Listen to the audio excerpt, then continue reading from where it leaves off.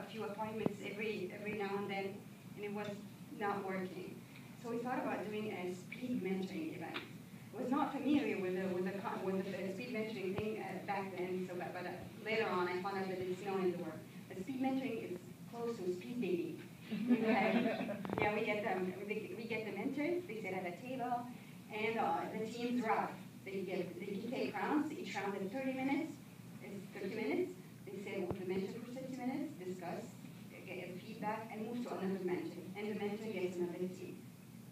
So in 6 hours, each team will get like 2 or 3 hours of mentoring if they are lucky. So yeah, but the first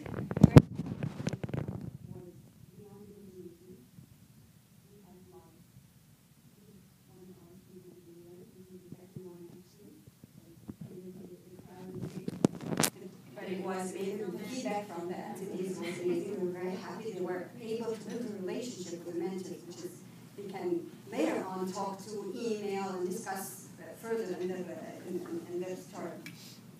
So we had this mentoring. Now entrepreneurs are connected to the mentors, and mentors are now willing to volunteer their time. But this concept was not valid before that.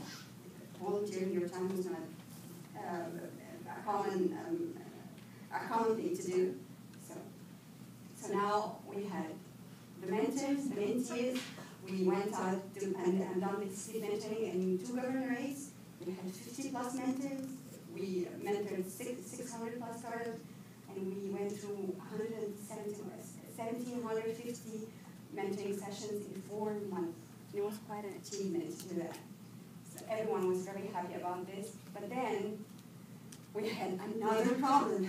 The startups that came out of this were very young, great young people, technically amazing, great team, but still they're missing one thing, the business aspect.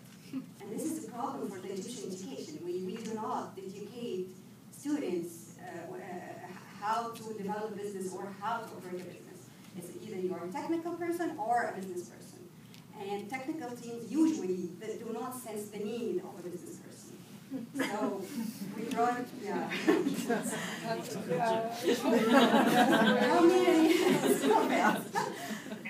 So we scouted a little, and we found out that there is 2 amazing guys from the United States doing this business model competition, and it's the Startup Cup. So we brought them in, and through our first Startup Cup. We had 1 day full training on how to build your team, how to build the business model, how to everything related to business modeling. 1 full day of training, and then we took the teams, 91 team, into 2 comprehensive days of coaching. Very extensive coaching, very challenging, and then we filtered them down to 26 teams. Each of the 26 teams will get 3 rounds of coaching, and at the end we hope we get out with 12 to 15 at least startups that has actually got finance from investors. So by now, this is our latest thing that happened. It was in June, last June.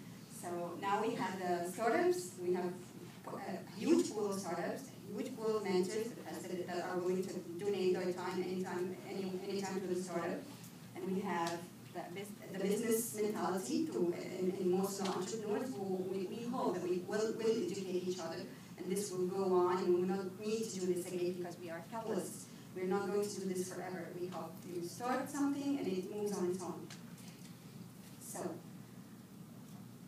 these are the 26 top teams from the Cairo Startup Cup competition. Because the ladies are usually out there. You can find them the same way you didn't find me in the picture. So when it comes to entrepreneurship in Egypt, it doesn't go away. It doesn't go back to like 2 years ago and the revolution now. It goes really, really way back to the early 1900s, where Ms. Al-Ash'ari was the first female to support women in education. Women were not supposed to be educated back then. Is it working? We didn't have the luxury of education. because they had to get married very early, give birth very early, support their husbands to support the family. And the economical challenges, of course, was always a burden for every woman to start her business. Regardless of talent, regardless of her ambition, she was still forced to stick to a job or stay home to support the kids and family. But this lady changed everything. She was the first lady to go out in a protest in 1990. Starting then, many Egyptian women made great businesses. One of my greatest and inspiration women is Azza Fahmy. Azza Fahmy, back in the 1960s, had a regular job, but she found a book about jewelry making. She fell in love with this book at the very first moment. She bought the book and she changed her career. Now Azza Fahmy designs jewelry and displays at the British Museum. She has an empire that designs jewelry with Egyptian and Oriental flavor. Look her up, afjewelry.com. She's amazing. Other than Azza Fahmy, we had no decent bookstores in Egypt starting 2001. Hind was walking in the street and she didn't find a decent bookstore with a proper ambiance and that encourages reading and has activities for kids. Something like Barnes & Noble. We didn't have something like that. So she started in 2001 building the bookstore. It was the smallest. Now she has like 6 branches in Egypt. Huge. I mean, it's 2 to 3 stories of books. And of course, my best friend and my college, Wadimura Yahya, who developed Noop.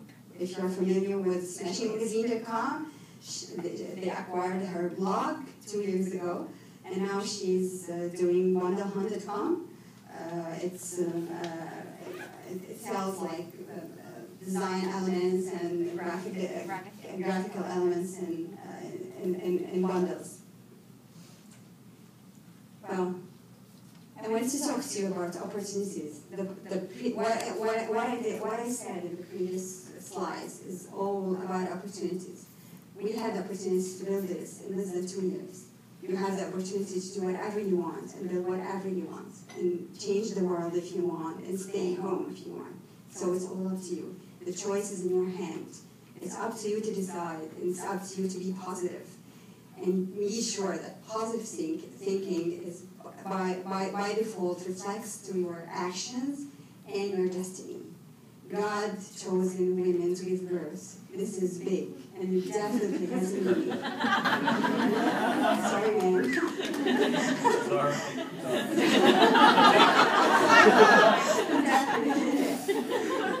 So you have a huge advantage. You're the most resilient creature on the planet. Use this and create something that's never been there before. So to conclude my talk, thank you very much for having me. I'm looking forward to the next 2 days and the pitches on Sunday. Go ahead, show me what I've never seen before, and I'm sure you will. Thank you very much.